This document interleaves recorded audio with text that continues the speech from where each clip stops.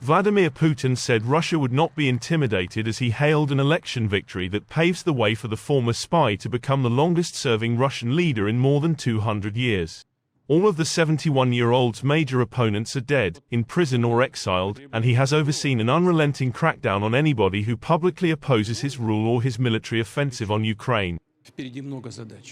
I want to thank all of you and all citizens of the country for your support and this trust, Putin said in a news conference at his campaign headquarters in Moscow hours after polls closed. No matter who or how much they want to intimidate us, no matter who or how much they want to suppress us, our will, our consciousness, no one has ever succeeded in anything like this in history. It has not worked now and will not work in the future. Never, he added.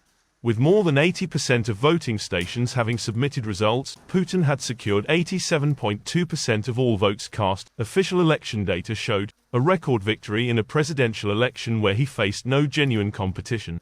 Putin singled out Russian troops fighting in Ukraine for special thanks in his post-election speech in Moscow. And he was unrelenting in claiming his forces had a major advantage on the battlefield, even after a week which saw Ukraine mount some of its most significant aerial attacks on Russia and in which pro-Ukrainian militias barraged Russian border villages with armed raids. The three-day election was marked by a surge in deadly Ukrainian bombardments, incursions into Russian territory by pro-Kiev sabotage groups and vandalism at polling stations.